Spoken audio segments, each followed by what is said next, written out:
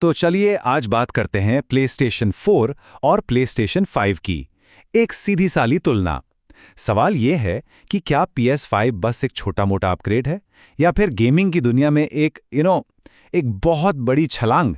आइए इसी का पता लगाते हैं। तो जैसा कि वर्मैक्स ने कहा, इन कंसोल्स के बारे में लगभग सब कुछ पूरी तरह से अलग है।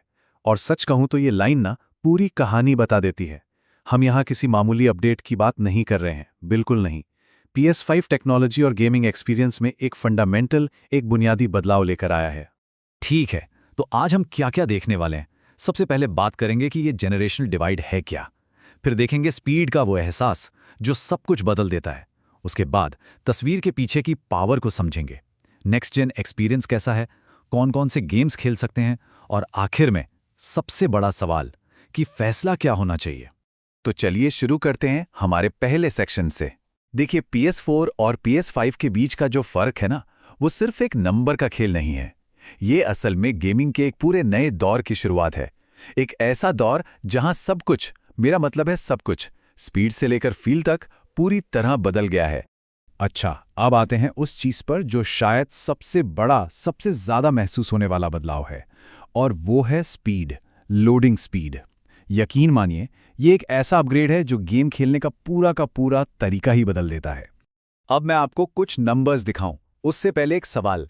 गेमिंग में इंतजार करना किसे अच्छा लगता है ना? वो लोडिंग स्क्रीन जिस पर हम लोग बस घूरते रहते हैं, कितना वक्त बर्बाद होता है। बस यही वो जगह है जहां PS5 आकर गेम ही पलट देता है। ये देखिए, नंबर स्क्रीन पर हैं और ये खुद अपनी कहानी कह रहे हैं। GTA 5 जैसी भारी भरकम गेम जो PS4 पर लोड होने में 1 से 2 मिनट ले लेती थी, वो PS5 पर बस 10 से 15 सेकंड में तैयार। और स्पाइडरमैन में फास्ट ट्रैवल, वो तो बस पलक झपकते ही हो जाता है, इंस्टेंट। ये कोई छोटा-मोटा सुधार नहीं है, ये एक क्रांति है। और ये सिर्फ नंबर्स की कहानी नहीं है, ये उस फील की कहानी है जो एक गेमर को मिलती है। जैसा कि वर्मैक्स का कहना है, ईमानदारी से कहूं तो मेरे पास शब्द नहीं है, क्योंकि ये बहुत ही अविश्वसनीय लगता है। और वो सही है, ये स्पीड इतनी जबरदस्त है कि गेम का जो फ्लो है ना, वो टूटता ही नहीं है। आप बस खेलते जाते हैं बिना रुके। तो सवाल ये है कि ये जादू होता कैसे है? इसका जवाब है स्टोरेज टेक्नोलॉजी में। PS4 में क्या था? एक पुरानी स्लो हार्ड डिस्क ड्राइव यानी HDD, और PS5 में एक ultra fast solid state drive यानी SSD। बस यही वो टेक्नोलॉजी है, वो सीक्रेट सॉस है जो लोडिंग स्क्रीन को एक तरह से गायब ही कर देती है। लेकिन रुकिए, स्पीड तो बस कहानी की शुरुआत है। अब जरा पर्दे के पीछे झांकते हैं और उन पार्ट्स की बात करते हैं जो PS5 के जबरदस्त विजुअल्स और ओवरऑल परफॉर्मेंस के असली हीरो हैं। सबसे पहले है CPU यानी कंसोल का दिमाग।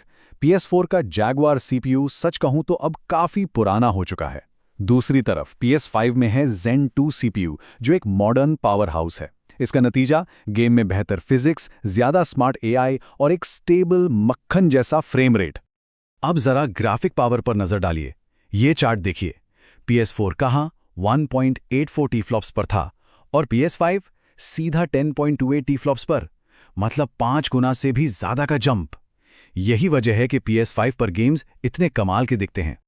और कहानी यहीं खत्म नहीं होती। रैम को ही देख लीजिए।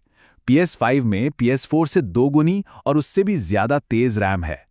8 GB GDDR5 की जगह सीधे 16 GB GDDR6। इसका सीधा मतलब है कि गेम्स में हाई रेजोल्यूशन टेक्सचर्स और बारीक से बारीक डिटेल्स देख सकती हैं, वो भी बिना अटके। तो ठीक है, ये सब टेक्निकल बातें हो गईं, लेकिन एक गेमर के लिए इसका क्या मतलब है? मतलब ये है स्टैंडर्ड 60 FPS पर एकदम स्मूथ गेम प्ले। कुछ गेम्स में तो 120 FPS तक का सपोर्ट, असली 4K रेजोल्यूशन, और सबसे बड़ी चीज रे ट्रेसिंग। ये वो टेक्नोलॉजी है जो गेम की लाइटिंग को इतना रियल बना देती है कि आप देखते रह जाएंगे। लेकिन देखिए, नेक्स्ट जेन एक्सपीरियंस सिर्फ आंखों से देखने की चीज नहीं है, ये महसूस करने और सुनने की भी चीज है। तो अब बात करते हैं उन दो चीजों की जो गेमिंग को सच में इमर्सिव बनाती हैं, कंट्रोलर और ऑडियो। PS5 का ड्यूअल सेंस कंट्रोलर ये कोई मामूली अपग्रेड नहीं है, ये एक गेम चेंजर है। इसमें वो पुरानी बोरिंग वाइब्रेशन नहीं है, इसमें है हैप्टिक फीडबैक। मतलब आप गेम में बारिश की बूंदों को या किसी गाड़ी के इंजन के वाइब्रेशन को अपने हाथों में महसूस कर सकते हैं।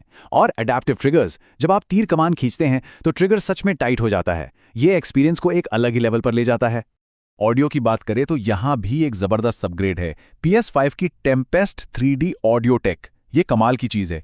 ये आपको एक 3D साउंड का एक्सपीरियंस देती है। सोचिए, आप हेडफोन लगाकर खेल रहे हैं और आपको पता चल रहा है कि दुश्मन की आहट ठीक आपके पीछे दाहिनी तरफ से आ रही है। ये गेम प्ले में एक पूरी नई लेयर जोड़ देता है। ओके, हार्डवेयर की बहुत बात हो गई। अब आते हैं उस सवाल पर जो सबसे ज्यादा मायने रखता है, गेम्स। आखिर हम इन कंसोल्स पर खेल क्या सकते हैं? सबसे अच्छी बात यह है कि कई शानदार गेम्स ऐसे हैं जो दोनों ही कंसोल्स पर मौजूद हैं। God of war, Spiderman, horizon, GTA 5, ये सारे बड़े टाइटल्स PS4 और PS5 दोनों पर खेले जा सकते हैं। लेकिन यहीं पर एक बहुत बड़ा लेकिन है, वो है भविष्य को लेकर। PS5 जो है वो बैकवर्ड कंपैटिबल है, मतलब वो ज़्यादातर PS4 गेम्स चला सकता है। लेकिन PS4 वो आगे आने वाले PS5 गेम्स नहीं चला सकता, और यहीं पर PS4 का भविष्य थोड़ा धुंधला हो जाता है। और यही वो जगह है जहां नए हार्डवेयर की असली कीमत समझ आती है। स्पाइडरमैन 2 या डीमन सोल्स रीमेक जैसे जो बड़े नए एक्सक्लूसिव टाइटल्स हैं, वो सिर्फ और सिर्फ PS5 पर ही मिलेंगे। उन्हें खेलने के लिए आपको ये छलांग लगानी ही पड़ेगी। तो ठीक है, हमने स्पीड, पावर, फील और गेम्स सब पर बात कर ली। अब इन सारी बातों को एक साथ जोड़कर देखते हैं कि आखिरी फैसला क्या होना चाहिए। तो अब हम उस बड़े सवाल पर आ गए हैं, आज के समय में एक गेमर के लिए सही चॉइस क्या है, PS4 या PS5? चलिए इसे एकदम आसान बना देते हैं। PS4 कैसे लेना चाहिए? अगर बजट बहुत ही ज्यादा टाइट है, आप बस कभी कभार गेमिंग करते हैं या सिर्फ पुराने टाइटल्स में ही दिलचस्पी है, तो PS4 एक ऑप्शन हो सकता है। और PS5? वेल, अगर नेक्स्ट जेन ग्राफिक्स चाहिए, 60 या 120 FPS पर गेमिंग करनी है, जीरो लोडिंग टाइम का मजा लेना है और आने वाले कई सालों तक टेंशन फ्री रहना है, तो फिर PS5 ही जवाब है। तो आखिर में बात घूम फिरकर वहीं आ जाती है जहां से हमने शुरू की थी। फैसला एकदम साफ है, PS5 कोई छोटा मोटा अपग्रेड नहीं है, ये एक पीढ़ीगत छलान है। ये सिर्फ एक बेहतर PS4 नहीं है, ये गेमिंग का भविष्य है।